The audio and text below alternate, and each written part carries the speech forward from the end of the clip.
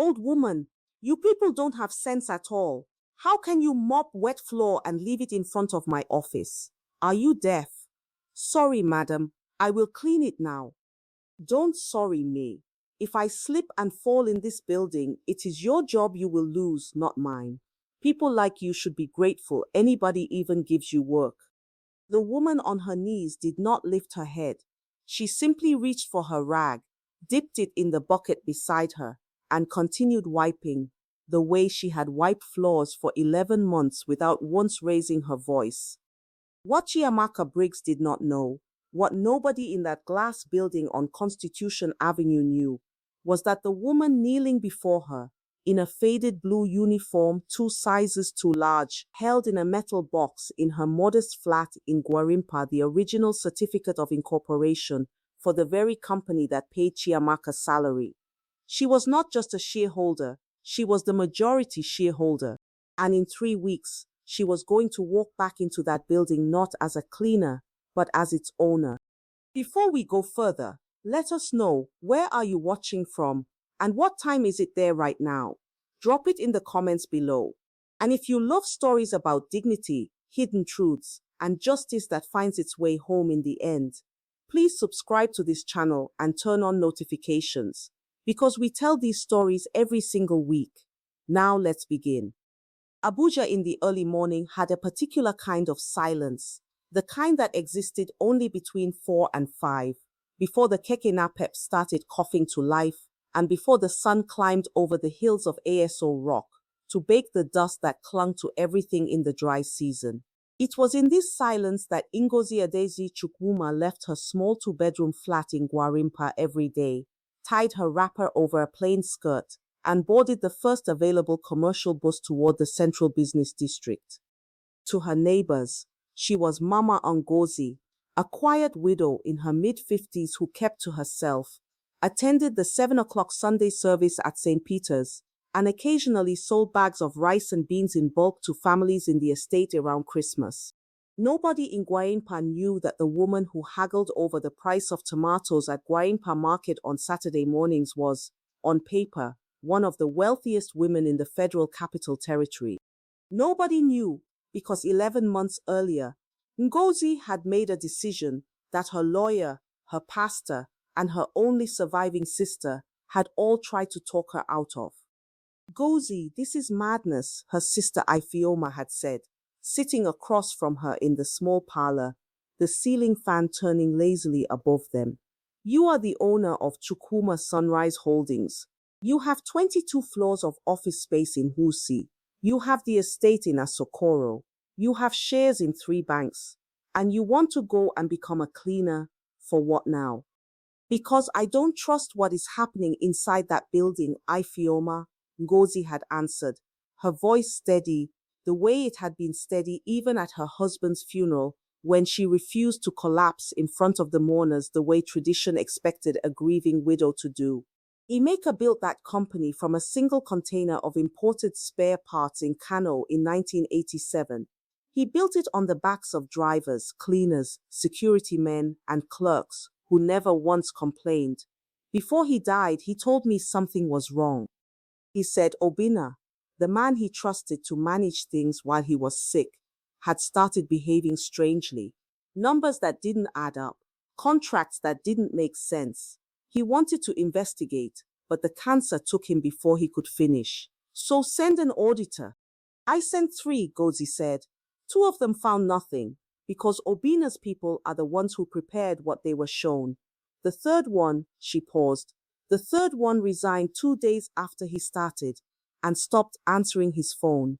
I don't know what happened to that young man, and it frightens me. So you will risk your own life? Going undercover like this is not a film, Ngozi.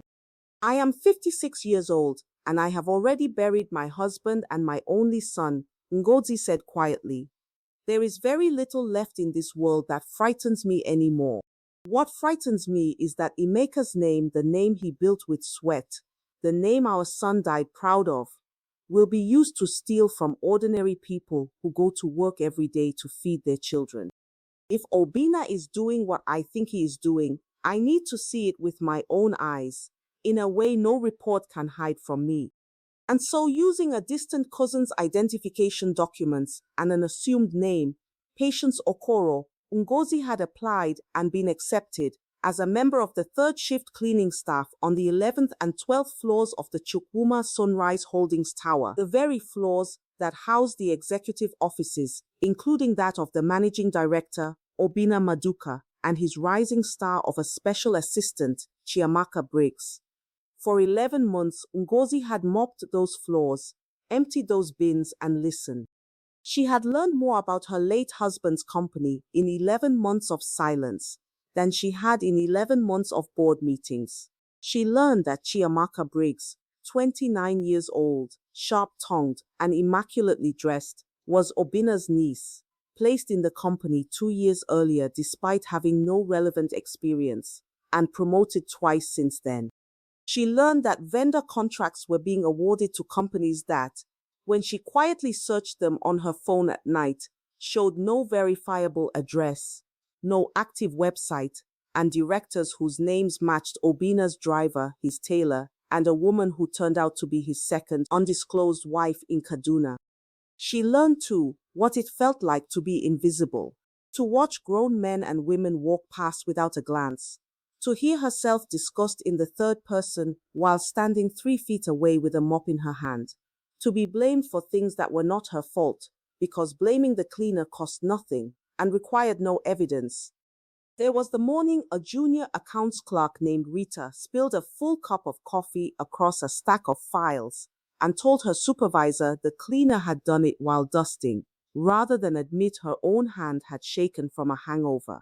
Nobusi said nothing, mopped the floor, and refiled the damp papers in the correct order without being asked, which was the only thing that saved Rita from a formal query. There was the afternoon a delivery man forgot to sign for a parcel, and the security desk tried to dock the cleaning staff's collective bonus for a missing item log, until Ngozi, working her rounds near the reception, quietly pointed out the correct courier slip, sitting untouched in a drawer where the desk officer had left it. She did this not for credit. Patience Okoro was not permitted credit, but because 11 months of silence had not, in fact, made her indifferent to fairness. If anything, watching injustice happen to people even smaller and more powerless than herself had sharpened her sense of what needed to end. She endured all of it because Emeka had endured worse. Decades earlier, sleeping on the floor of a Kano warehouse because he could not afford a proper bed, and he had never once let bitterness change who he was. She would not let bitterness change her either, but she had also promised herself one thing. She would not stay in that uniform one single day longer than the evidence required. To understand why a woman with 58% ownership of a company would choose to spend 11 months on her knees with a mop, it helps to understand the man whose name the company still carried 4 years after his death. Emeka Chukwuma had arrived in Kano in 1985 with nothing but a secondary school certificate, 40 naira folded into his sock, and a cousin's promise of floor space in the back of a spare parts shop near Sabon Gari Market. The promise turned out to be smaller than described, a strip of concrete behind a row of shelves, shared with sacks of rice and, on bad nights, rats bold enough to run across his feet while he slept. He swept that shop every morning before the owner arrived, not because anyone asked him to, but because he had decided that a man who wanted to own something one day should first learn to take care of what belonged to somebody else. By 1987, he had saved enough and borrowed the rest from a market women's cooperative that trusted him more than any bank would to import a single container of used auto parts from Cotonou. He sold the contents piece by piece over 4 months, sleeping beside the container at night to guard it, and used the profit to import 2 containers the next time. Ngozi met him during that second container's arrival. She was the daughter of a mechanic who bought from him, sharp enough with numbers that Emeka, unable to read a balance sheet properly himself in those early years, began asking her opinion before he asked anyone else's. They married in 1990 in a ceremony so modest that the caterer was Emeka's aunt cooking in a borrowed pot, and the entertainment was a transistor radio.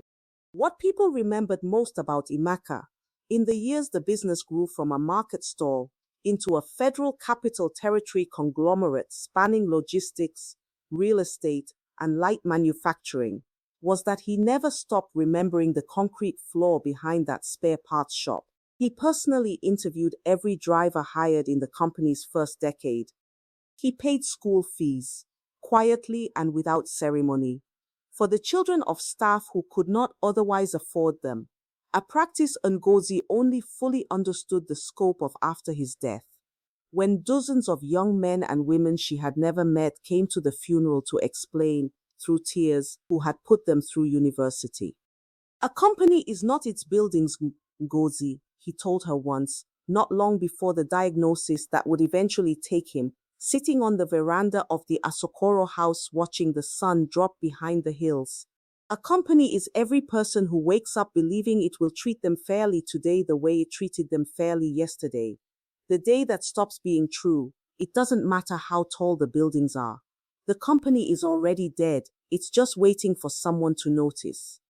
She had not understood fully what he meant until she began pushing a cleaning cart down the 12th floor corridor 11 months into her disguise, listening to Chiamaka Briggs call a woman old enough to be her mother useless over a puddle of water, and recognizing, with a grief sharper than she expected, exactly the moment her husband had warned her about. The company was not dead yet, but it was waiting for someone to notice how close it had come.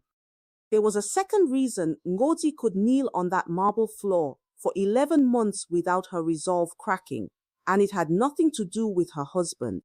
Their son Ikechukwu Ade, as everyone had called him since childhood, had studied medicine at the University of Ibadan against his father's mild objections. Emeka, having hoped the boy would eventually take over the company, Ade had no interest in spare parts or shareholding structures.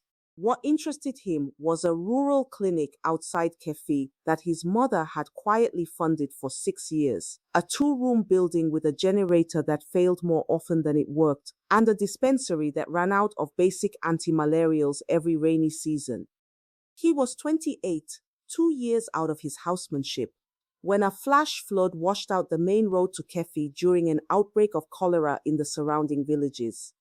The official response was slow, tangled in the kind of bureaucracy that kills quietly and without anyone in particular being blamed.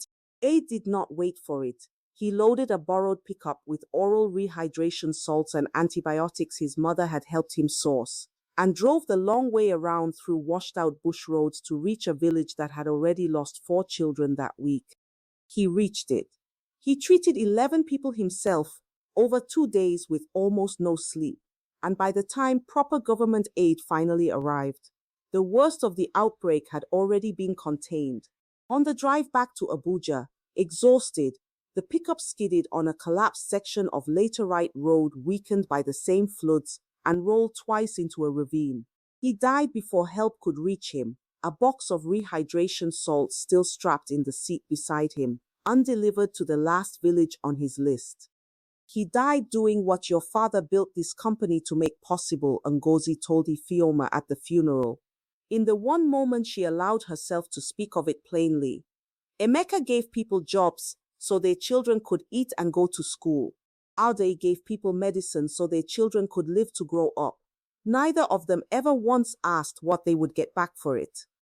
If Obina is turning that inheritance into something used only to enrich himself, then something both of them lived for is being buried a second time, and I refuse to let that happen quietly while I sit in a boardroom in expensive lace, thanking everyone for their kind condolences. It was this, more than any spreadsheet or forged signature, that had carried her through 11 months of being invisible.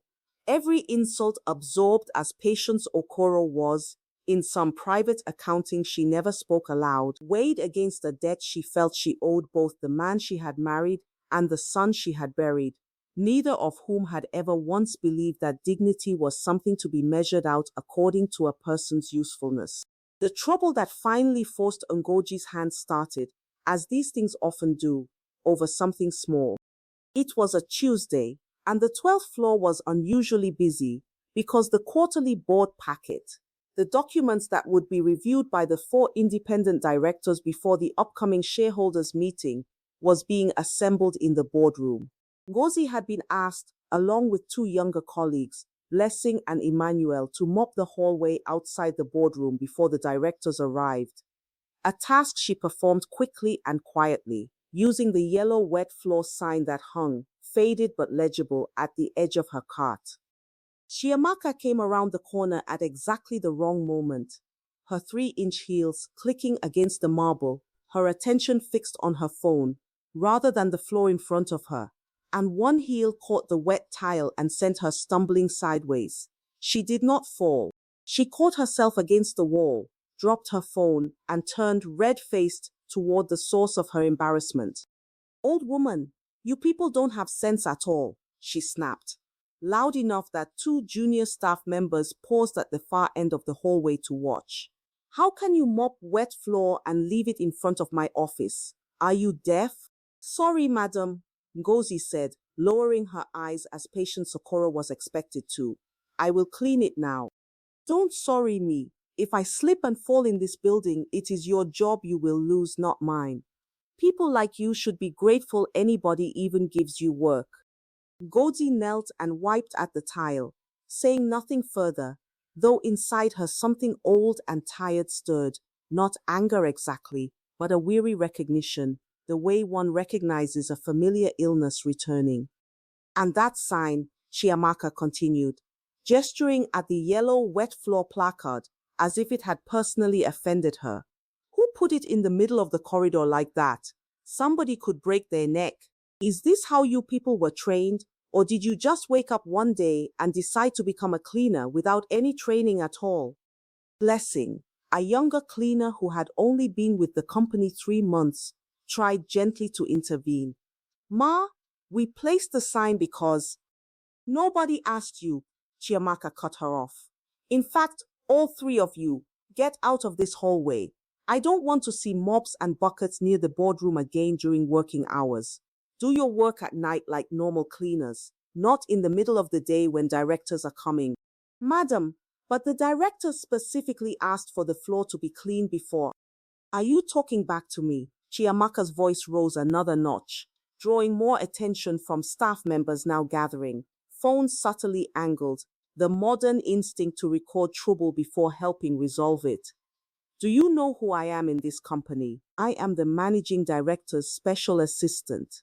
If I report this to HR today, none of you will still have jobs by Friday. Is that what you want?" Ngozi rose slowly to her feet, her knees protesting after 11 months of this labor, and looked directly at Chiamaka for perhaps the first time in their many small encounters. It was a brief look, and to anyone watching it would have seemed like nothing, an old cleaning woman meeting the eyes of an angry young executive for half a second before looking away again, as decorum required. But in that half second, something passed through Ngozi that she would later describe to her sister as a clarifying grief.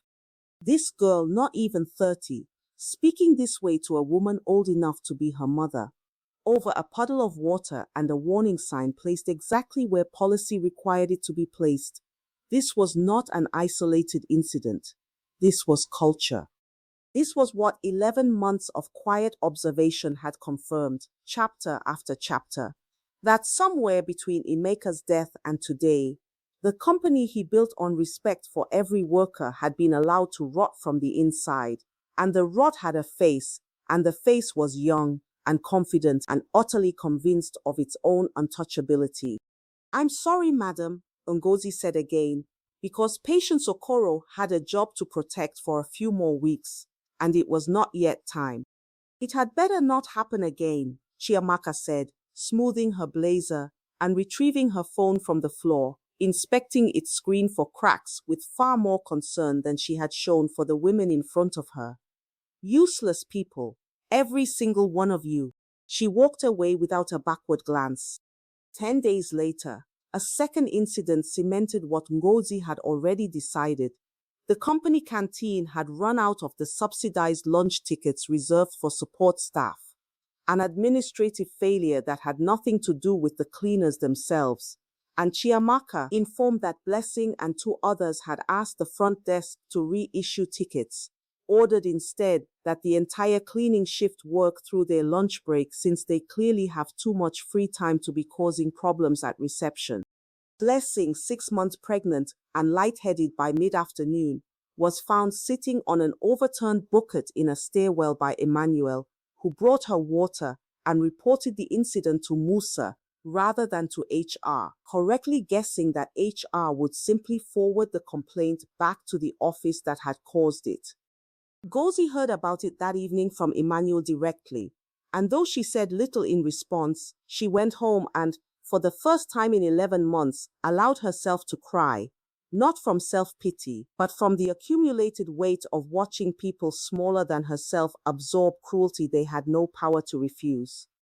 That night, in her small flat, she opened the metal box she kept beneath her bed, the one containing her husband's original handwritten ledgers from the Kano days, his certificate of incorporation, and, more recently, a growing folder of photographs she had taken with an old phone camera of documents left carelessly on desks and in unlocked drawers during her cleaning rounds, invoices from vendors that did not exist, wire transfer approvals signed by Obinna alone without the required second signatory, a printed email chain in which someone referred to the old woman's shares as a problem we will solve before the AGM.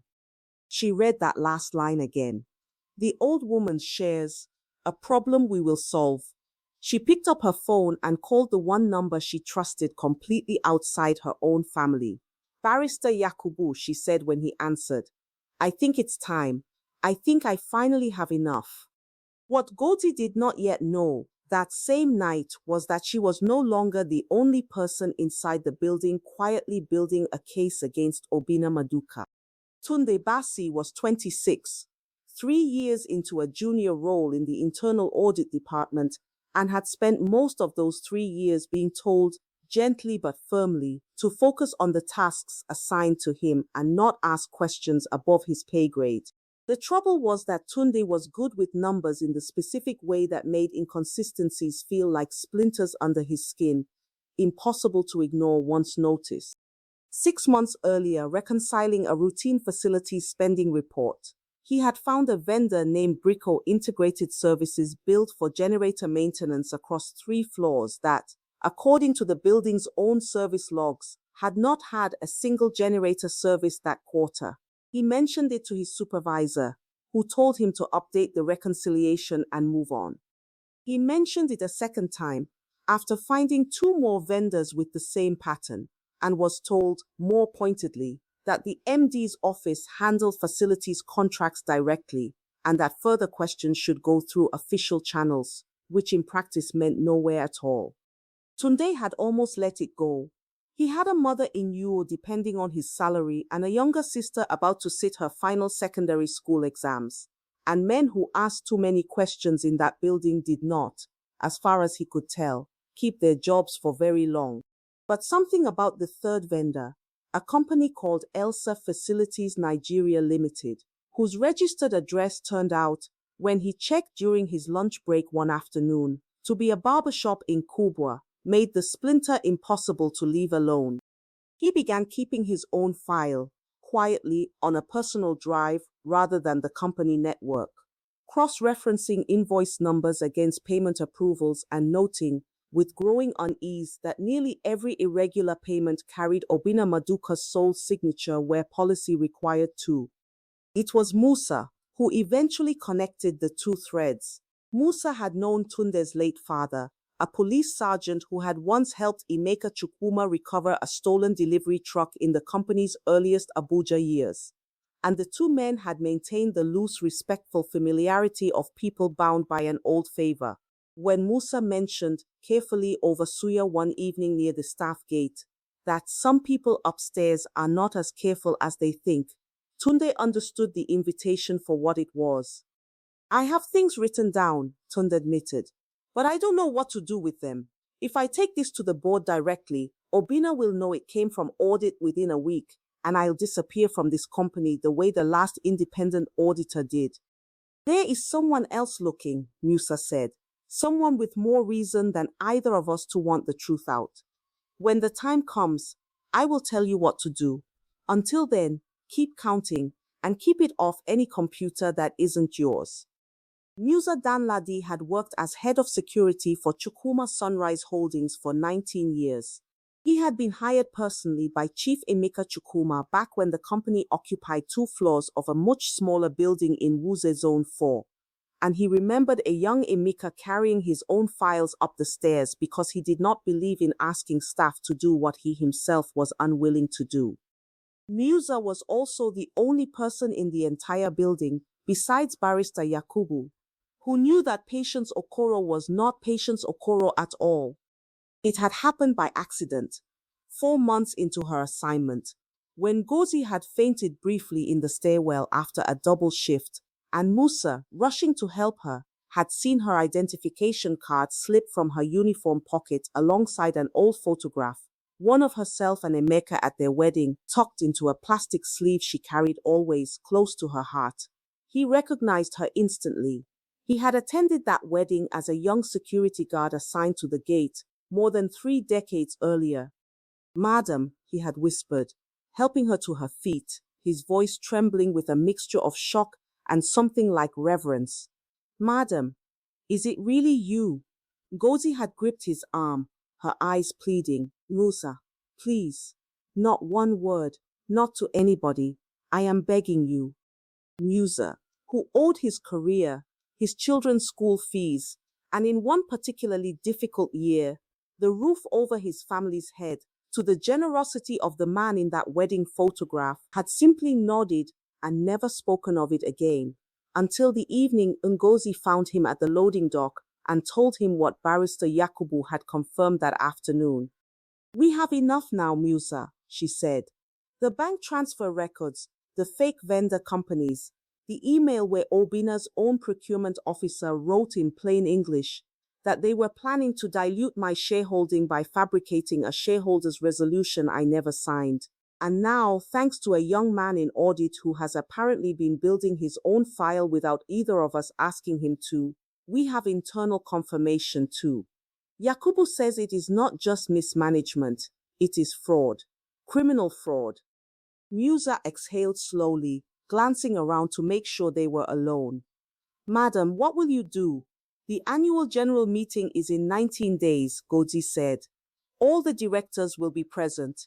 Obina will present his usual glowing report, the one full of numbers that make no sense to anyone who has not spent 11 months watching what actually happens in that building. I am going to be there, not as Patience the cleaner, but as Mrs.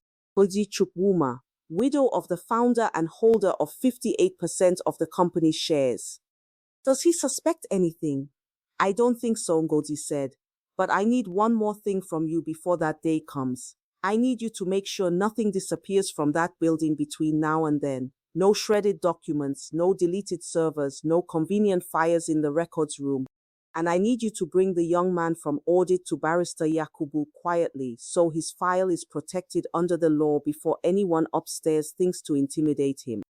"Madam," Musa said, straightening the way he had straightened 19 years earlier at Emeka's gate. "For your husband's memory, I would do far more than that." Obina Maduka had not become managing director of Chukwuma Sunrise Holdings by accident. He had been Emeka's cousin's son, a bright young accountant, who had impressed the old man during the company's expansion into Abuja in the early 2000s. And Emeka, ever a believer in family and loyalty, had gradually entrusted him with more and more responsibility, culminating in the top operational role when illness made it impossible for Emeka to run daily affairs himself. What Emeka had not fully appreciated in his final years was how thoroughly his cousin's son had come to believe that the company was, in every meaningful sense, already his. "She is an old woman who sells rice in an estate," Obina said to Chiamaka one evening in his office, the two of them reviewing the AGM presentation with the door closed. "She does not understand shares, dividends, or governance. Her husband handled everything while he was alive, and now that he is gone, she has no interest and no capacity to interfere. By the time she notices anything is different, the resolution diluting her position will already have shareholder approval, properly documented, properly filed. And if she asks questions at the AGM, Chiamaka asked, though her tone suggested she considered the possibility remote. She has never asked a single question at any AGM in the 6 years I've run this company, Obina said, waving a dismissive hand. She sits at the back, says thank you for the tea and goes home. Grief does strange things to people, Chiamaka. It makes them small. Ngozi Chukwuma has been small since the day her husband died, and smaller still since she lost that useless son of hers in the accident. Trust me, there is nothing to worry about from that woman.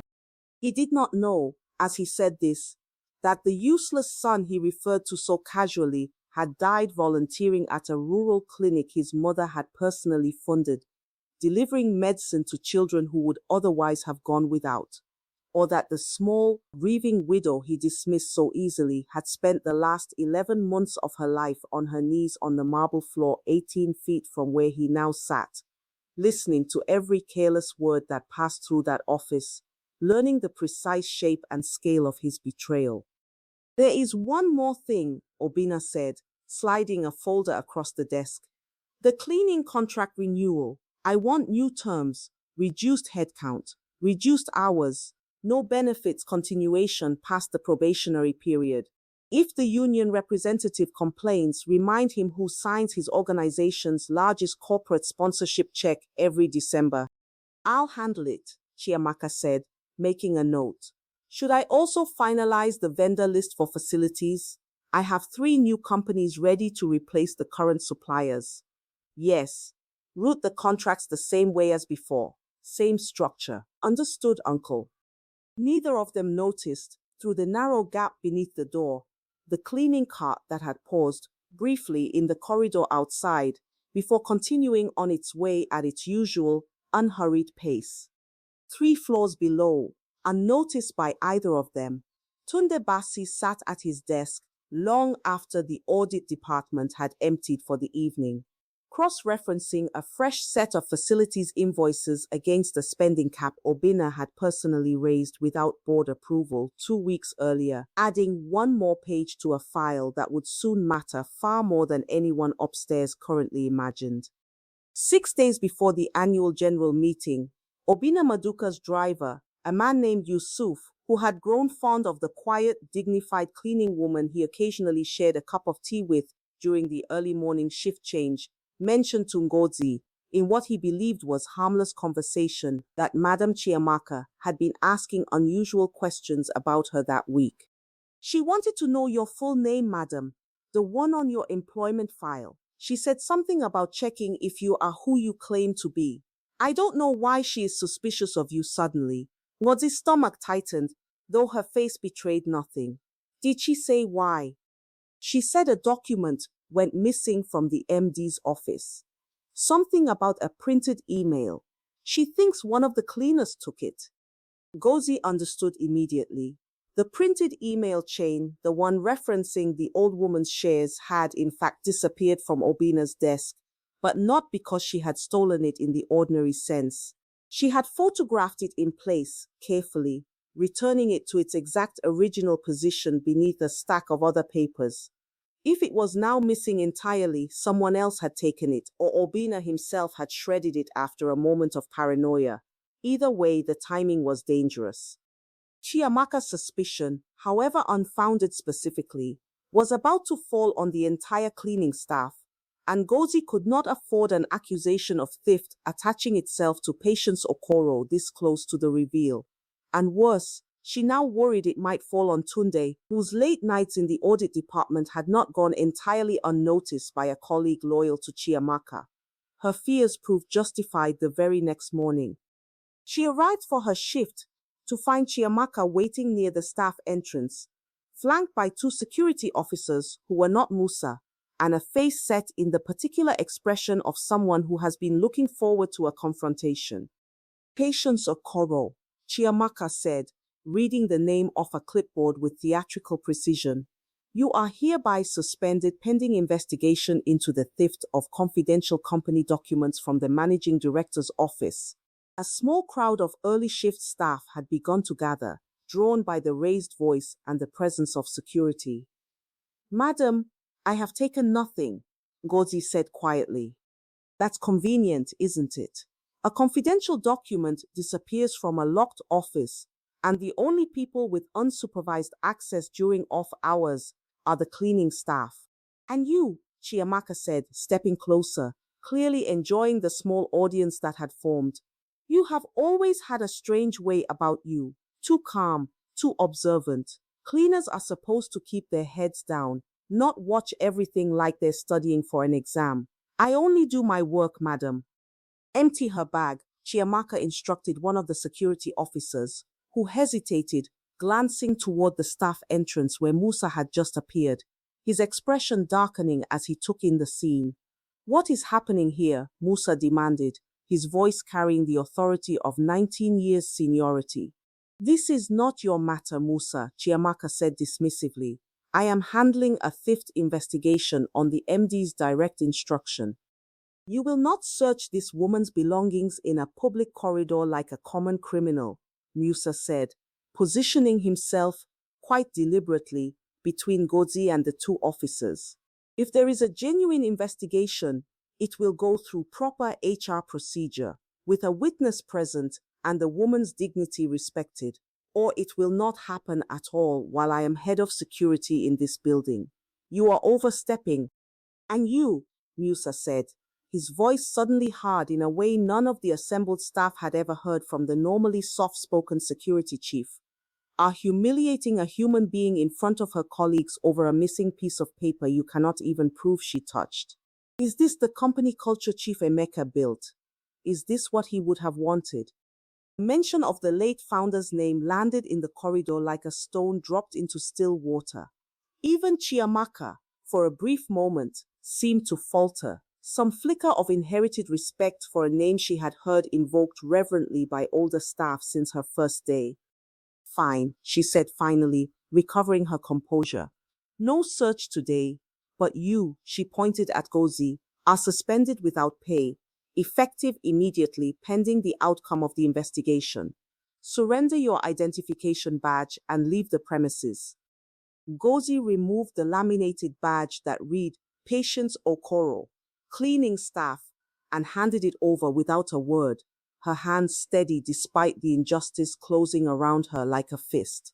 As she turned to leave, gathering what little dignity remained available to her in that moment, she caught Musa's eye, and in it she saw both fury and reassurance in equal measure. She did not know, walking out into the harsh Abuja sun, that 2 floors above her, Tunde Basi had just been called into a meeting with Chiamaka's ally in HR and asked, pointedly, why his badge access logs showed him in the executive corridor after 9 o'clock on 4 separate nights that month. He gave a vague answer about reconciling year-end reports and left the meeting with his hands shaking, certain that his own suspension, or worse, could not be far behind. 6 days, Ngozi thought, walking toward the bus stop for what she intended to be the last time as Patience Okoro. 6 days until the truth stops needing permission to be believed. 2 days before the AGM, Barrister Yakubu arranged a private meeting between Ngozi and the company's 4 independent directors, held not at the tower, but at Chief Okonkwo's residence in Maitama, away from any chance of Obina or Chiamaka learning of it in advance. The other 3 directors, a retired banker named Mrs. Folashade Adiemi, a soft-spoken engineer called Dr. Uche Nwafor, and a younger addition to the board, Barrister Kemi Solarin, who had joined only 2 years earlier and had never met Emeka Chukwuma in person, listened in near silence as Ngozi laid the evidence across Okonkwo's dining table. The photographed invoices, the bank approvals, Tunde's spreadsheet cross-referencing 6 years of facilities spending against a paper trail that led, again and again, to the same handful of shell companies. You have been cleaning that building for 11 months, Dr. Nwafa said finally, turning a photograph of a forged signature over in his hands as though the paper itself might explain the betrayal it documented. 11 months, Mrs. Chukwuma. Why not simply hire a forensic auditor and let them do this properly, with less risk to yourself? I hired 3 auditors before this, Ngozi said. One found nothing because he was shown only what Obina wanted him to see. 2 found nothing because they were paid quietly to find nothing. The third tried to look deeper and disappeared from this company within 2 days. And to this moment, I do not know what threats were made to him. Only that he has not returned a single phone call since. I did not trust a 4th outsider to succeed where 3 had failed. I trusted my own eyes, because eyes cannot be paid to see less than they see. Barrister Solarin, younger and more direct than her colleagues, leaned forward, and if the board had simply believed Obina's numbers at this AGM, as we have believed them for 6 years, what was your plan then? Then I would have kept mopping that floor, Ngozi said simply, and kept collecting evidence for as long as it took, because a widow's shares diluted on paper are still a widow's shares stolen in truth, whether or not anyone in this room chooses to notice in time. Chief Okonkwo, who had known both Noji and Emeka since the earliest days of the company, spoke last. We should have noticed sooner. Emeka trusted this board to protect what he built even when he could no longer protect it himself, and we failed that trust by accepting Obina's reports without proper scrutiny for 6 years. Whatever happens at the AGM, Noji, that failure belongs to us too, not only to him. It was agreed, before the 4 directors returned to their homes that evening, exactly how the meeting would unfold 2 days later. Ngozi would wait until Obina called for questions on the dilution resolution, allowing him to commit fully on record to the fraud before the evidence was introduced. Chief Okonkwo would call the vote to remove him the moment the documents were distributed. Barrister Yakubu had already alerted the Economic and Financial Crimes Commission, who agreed to have officers stationed discreetly outside the building, ready to act the instant the board's resolution was formally read. There is one more thing I want the board to consider, Ngozi added, as the meeting drew to a close. Whatever happens to Obina is now a matter for the law, but I want it understood, before we walk into that hall, that I am not simply removing a thief. I am also asking this board to help me rebuild something that was allowed to rot under his management. The way this company treats the people who hold no shares and sit on no boards, but without whom none of us would have an office to sit in at all. Mrs. Adiemi nodded slowly. Agreed, whatever the AGM reveals about Obina's accounts, it should also mark the end of how the cleaning and security staff have apparently been treated in this building. That much, at least, is entirely within our power to fix immediately. The Chukwuma Sunrise Holdings annual general meeting was held, as it had been for the past decade, in the Grand Conference Hall on the ground floor of the Constitution Avenue Tower, beneath a large portrait of the late Chief Emeka Chukwuma that had hung there since his passing 4 years earlier, his eyes seeming to watch over every gathering held in his name. Obina Maduka stood at the podium in a well-tailored navy suit, delivering what he clearly considered a masterful presentation of the company's quarterly performance, his voice smooth with the particular confidence of a man who has never once been seriously questioned. And so, in light of these strong operational results, he continued, gesturing toward a slide showing carefully curated growth figures. The board recommends approval of the attached resolution, which streamlines our shareholding structure to reflect current operational realities and allows for the strategic issuance of new shares to key institutional partners going forward. It was, translated from corporate language into plain truth, exactly what Barrister Yakubu had warned Ngozi it would be, a resolution designed to dilute her controlling stake below the 50% threshold, using fabricated documentation and a forged prior approval that did not exist. Are there any questions before we proceed to a vote? Obina asked, scanning the room with the ease of a man who did not expect, and had never received meaningful resistance at this particular ritual. The doors at the back of the hall opened. Ngozi walked in wearing not a faded blue uniform, but a deep burgundy George wrapper and blouse that had belonged to her on the day of her husband's 50th birthday celebration. Her hair covered in an elegantly tied gilet, her posture entirely unlike the deferential stoop she had worn for 11 months on the 12th floor. Beside her walked Barrister Yakubu, carrying a leather folder thick with documents, and a young man in a borrowed jacket that did not quite fit him, whom several senior staff recognized with visible surprise as Tunde Basi from Internal Audit. Behind them all walked Musa Danladi, no longer required to hide his allegiance. A murmur rippled through the hall. Several of the independent directors, who had known Ngozi Chukwuma personally for decades, rose instinctively to their feet in a gesture of old-fashioned respect. Obina's confident expression faltered for the first time that morning. "Mrs. Chukwuma," he said, recovering quickly, forcing warmth into his voice. "What a pleasant surprise. We didn't expect—" "I know you didn't, Obina," Ngozi said, her voice carrying clearly across the hall without need of amplification. "You didn't expect me because for the last 11 months, you have been far too busy planning how to steal what my husband built to notice that the woman mopping the floor outside your office every single day was me." The silence that followed was absolute. "I don't understand," Obina said, though the color had already begun draining from his face. "You will," Ngozi said, nodding to Barrister Yakubu, who began distributing copies of a bound document to each of the 4 independent directors seated at the front table. "Inside that folder, you will find photographic evidence of fabricated vendor contracts totaling over 400 million naira, paid to companies registered to your driver, your tailor, and a woman in Kaduna whom company records list as your dependent, but whom several long-serving staff can confirm is your second wife.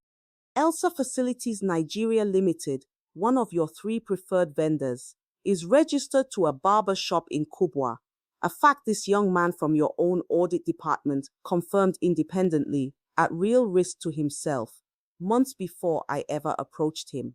You will find bank transfer approvals bearing only your signature, in direct violation of this company's dual authorization policy, a policy my husband personally wrote into the governance charter in 1998.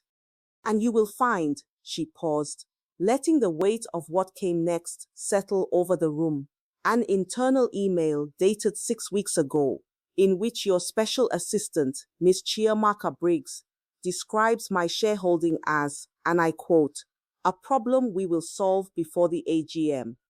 Every eye in the room turned toward Chiamaka, seated near the front in her usual position of borrowed authority, her face draining of the confidence that had defined every interaction Ngozi had witnessed over 11 months of cleaning her floors. "That email was taken out of context," Chiamaka started. "There is no context," Ngozi said, turning to face her directly for the first time as herself, not as Patience, "in which threatening to fraudulently dilute a widow's shareholding is acceptable, Miss Briggs. But let me tell you something else, something not written in any document." Her voice, though still calm, carried an edge that had not been present a moment before. 3 weeks ago, in the hallway outside the boardroom, you called an old cleaning woman useless. You told her that people like her should be grateful anyone gives them work at all. You threatened her job over a puddle of water she was in the process of cleaning, with a warning sign properly placed exactly where safety policy requires it. 10 days after that, you forced a pregnant woman to work through her lunch break because a canteen error inconvenienced you. Do you remember either of those women, Miss Briggs? Chiamaka's mouth opened, but no sound emerged, as recognition, slow, horrified, complete, spread across her face. "That woman on her knees in the hallway," Ngozi said quietly, "was me." What followed was not the dramatic collapse one might expect from a film. It was something quieter, and in its own way more complete. Obina Maduka did not shout or deny. He sat down heavily in the nearest chair, the folder of evidence trembling slightly in his hands, as he flipped through pages documenting 6 years of increasingly brazen theft from a family that had given him everything he had ever had. When one of the independent directors, an elderly man named Chief Okonkwo, who had served on the board since the company's earliest days, finally spoke, his voice was thick with something between grief and anger. Chiamaka trusted you like a son, Obina. He gave you what he would not even give his own blood nephews, because he believed family meant loyalty, not entitlement. How could you do this to his memory, to his widow? Obina said nothing. There was, in truth, nothing adequate to say. Barrister Yakubu had already made the call before the meeting began, on Ngozi's instruction, not out of vindictiveness, but because she knew, from watching Obina operate for 11 months, that he would use even a single night's freedom to move money and destroy records. Two officers from the Economic and Financial Crimes Commission were waiting outside the conference hall by the time the board's emergency resolution was read aloud, and they entered as Chief Okonkwo finished speaking. Obina Maduka, the senior officer said, stepping forward with a folder of his own. We have a warrant to question you in connection with suspected fraud and diversion of company funds. You will need to come with us.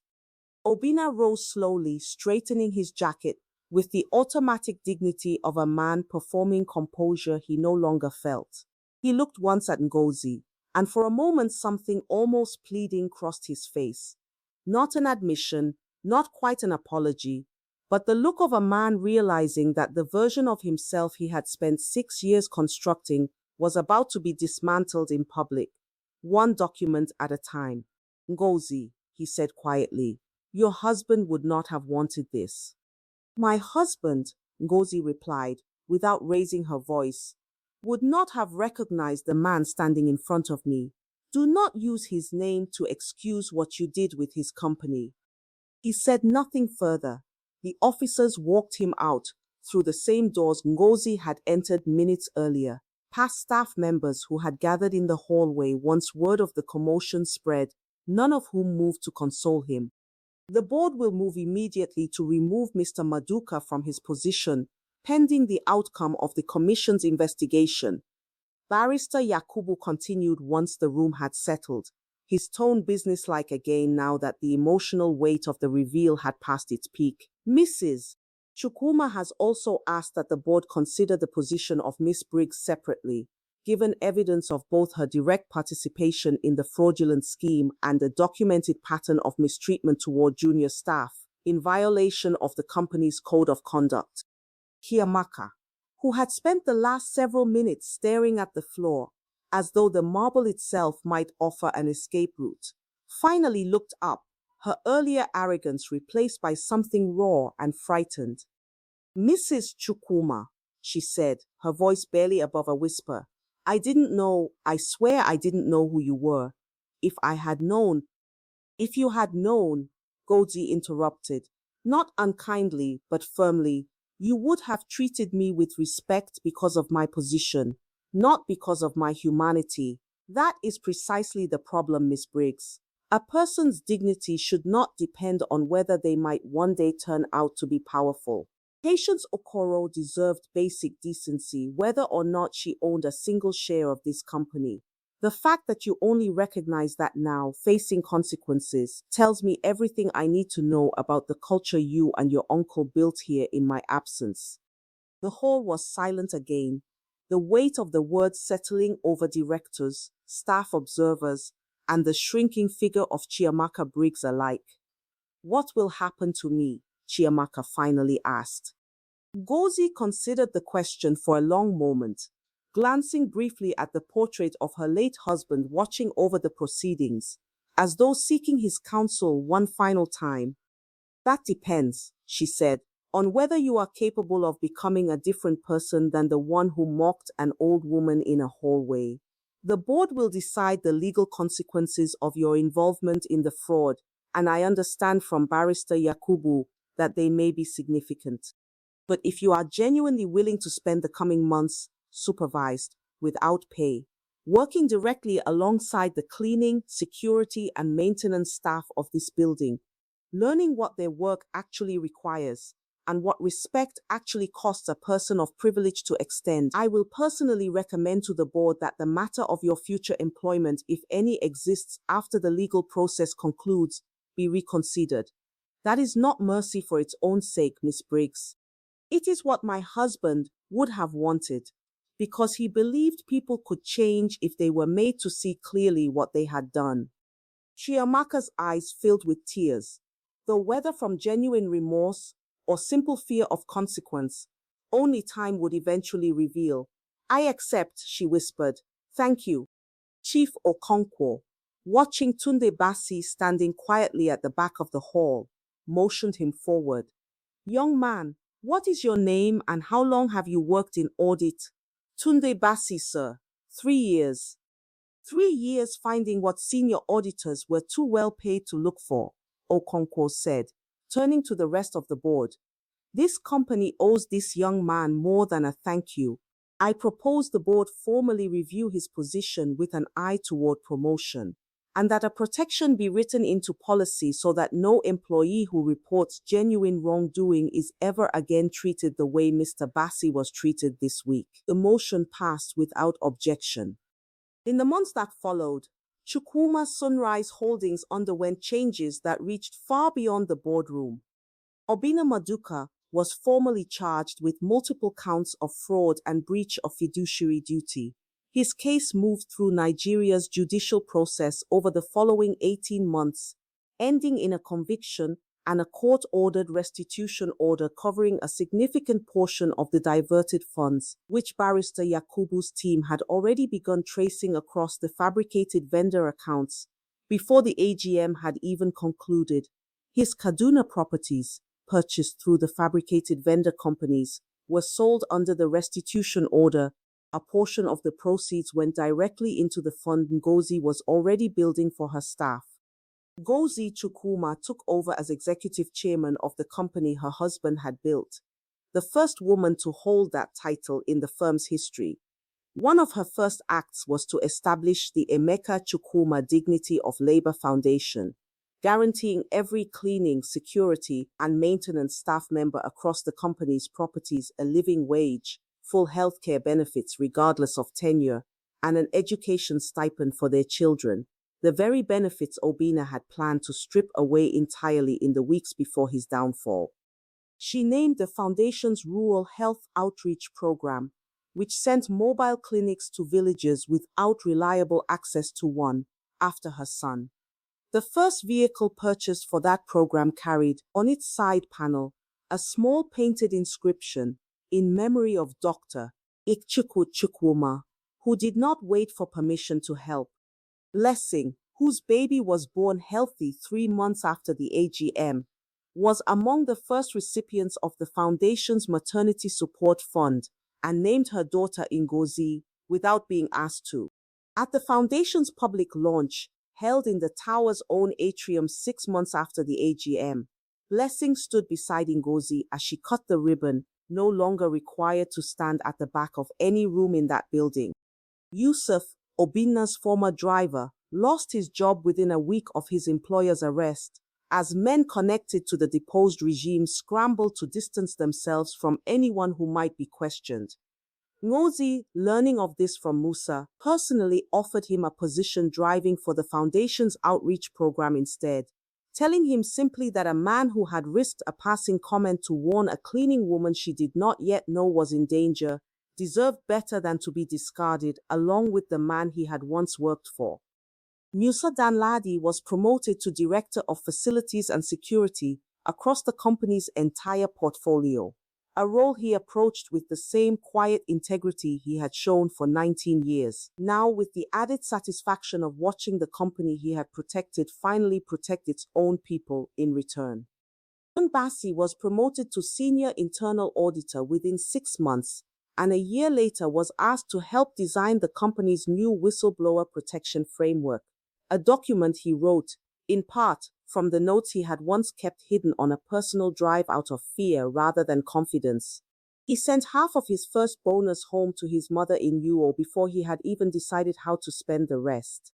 Chiamaka Briggs, true to her word, spent 4 months working alongside the very cleaning staff she had once mocked and threatened, mopping the same floors, emptying the same bins, learning the particular ache in the knees and lower back that comes from labor most executives never once consider.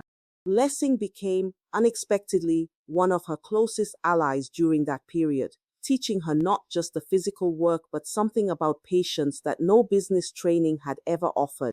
I used to think respect was something you earned by climbing higher than other people, Chiamaka told a reporter from a local business magazine nearly a year after the scandal broke.